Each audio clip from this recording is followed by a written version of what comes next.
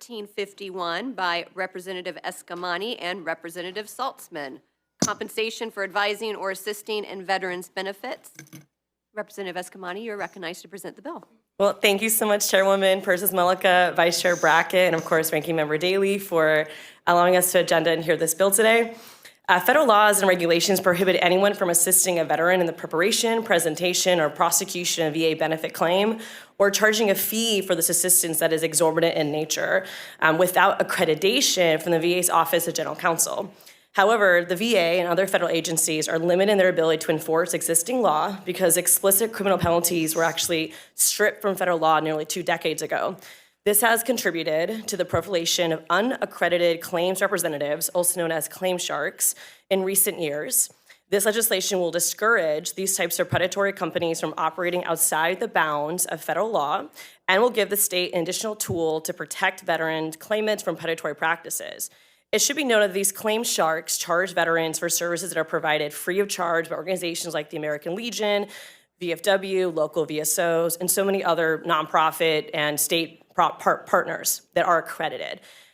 However, the intention of this bill is to ensure that organizations that are not accredited cannot offer services with exorbitant fees, sometimes 5 to 6 months of a veteran's benefits. And so they must be done within the confines of federal law and soon, hopefully, a state law. Our veterans protect us and our freedoms, and now we can help protect them, their families, and their financial futures from being defrauded with the passage of this bill. I want to give a very special thank you to Representative Saltzman, who is my prime co, for her leadership on this, and of course the VFW, the American Legion, alongside other FSOs for their insight and support. This bill actually was provided to us in part by the VFW. And that, Madam Chair, is the bill that we do have a short amendment just to replicate the Senate bill and make a small change for stakeholders. Members, any questions on the bill? Vice Chair Brackett, you are recognized. Thank you, Madam Chair. And Representative Eskamani, thank you for your time yesterday. I know we spent some time together in my office talking over this bill, trying to make sure I understood it. Not you. You did understand. Make sure I understood it. My question to you is: we talked about a path for accreditation for the companies that are not accredited right now. Is that available currently? Is there a path for them to become accredited? You're recognized. Thank you, Madam Chair. An excellent question, Vice Chair. Yes, there is. The pathway to accreditation requires about a 4-hour training, a background check, and then a test. Now, speaking to many of our stakeholders, there can be a backlog to getting accredited. So we did discuss an amendment in the future to expand the requirement timeline as currently the bill goes into effect upon signature. I do think a good compromise could be to extend that timeline just to provide a little bit more of an on-ramp, if you will. But an accredited organization can still charge fees as well. The VA in federal code does have a fee schedule, but the intention is that you're not being predatory in your practice or charging exorbitant fees. Vice Chair, you're recognized for follow-up. Thank you, Madam Chair. And so that was my second question. Would you consider an amendment to extend the starting date of this bill instead of making it effective immediately? You're recognized. And you answered it, I think. Thank you, Madam Chair. Absolutely. Happy to do that. Representative Tuck, you are recognized. Thank you, Madam Chair, and thank you so much for the conversation this morning. I really appreciate it. My question is, what's kind of the rationale for how this bill came about? Is there a specific situation? Is there a culmination of situations? What does that look like? Yeah, absolutely. You're recognized. Thank you, Chair. And I might pass to Rep. Saltzman to add more to that question. Excellent question. So the bill actually first came to me after I spoke to a Sarasota-based veterans organization, and they brought this issue to me as a concern for them because it's always been a problem, but with the PACT Act, it's getting worse because more of these predatory for-profit companies have popped up seeing dollar signs with our veterans. And so we worked on a bill which got us connected to the VFW, and in fact, the VFW at the federal level has been working to pass a national Guard VA benefits policy. Unfortunately, some of these claim shark organizations have heavily lobbied Congress. In fact, one in particular has already spent more than $1.5 million lobbying Congress, and it's created a stall. And we all know that Congress can't get things done these days anyways. So the VFW has turned to a state-by-state strategy and really trying to empower legislative bodies like ours to put some sort of protections in place. And this is not a criminal penalty, it's civil. So we're not creating a criminal offense for anyone, but we are trying to ensure that you're following federal law. Because at the end of the day, these organizations, they're not operating legally. And the problem is the federal government doesn't have teeth to stop them. So this would help our Attorney General have those tools. And in fact, Attorney General Ashley Moody, alongside other AGs, have supported the federal version of this in a bipartisan manner. And I'll pass over for additional comments. You're recognized. Oh, thank you. I love your blouse, by the way.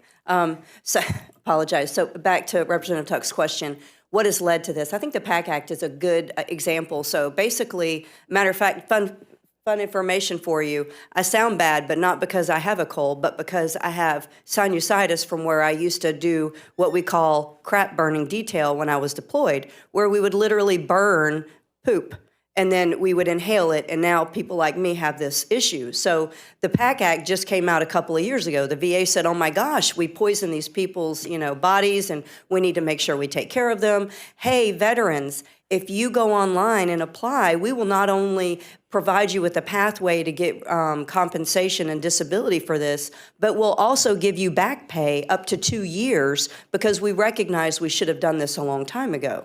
So then organizations that make money off of claims such as Social Security and veterans claims, they say, ooh, this is my opportunity. So then they get a good marketing strategy and they do search engine optimization and they target veterans in the community. So when you go to look up how to apply for the PAC Act, you're going to a shark instead of the VA.